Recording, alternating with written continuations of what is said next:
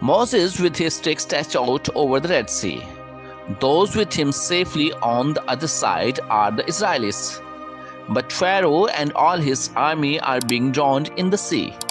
Let's see how this came about. As we learn, Pharaoh told the Israelites to leave Egypt after God brought the 10th plague on the Egyptians. About 600,000 Israelite men left, as well as many women and children. Also, a large number of other people who had become believers in Jehovah left with Israelites. They all took their sheep and goats and cattle with them. Before they left, the Israelites asked the Egyptians for clothes and for things made of gold and silver. The Egyptians were very much afraid because of that last plague upon them. So they gave the Israelites everything they asked for. After a few days, the Israelites came to the Red Sea. There they rested. In the meantime, Pharaoh and his men began to feel sorry they had sent the Israelites away. "We have let our slaves go," they said. So Pharaoh changed his mind once more. He quickly got his war chariot and his army ready.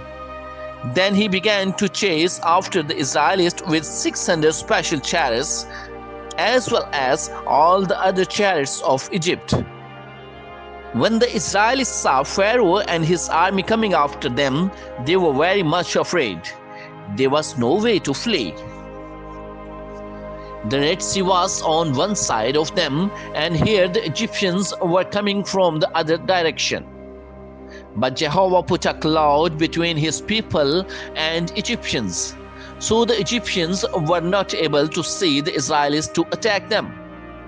Jehovah then told Moses to stretch his stick out over the Red Sea. When he did, Jehovah caused a strong east wind to blow. The waters of the sea were parted, and the waters were held up on both sides. Then the Israelites began to march through the sea on dry ground.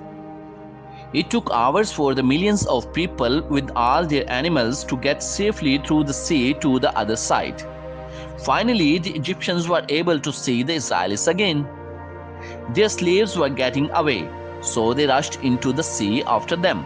When they did, God caused the wheels of their chariots to fall off. The Egyptians became very much afraid and began to cry out, "Jehovah is fighting for the Israelites against us.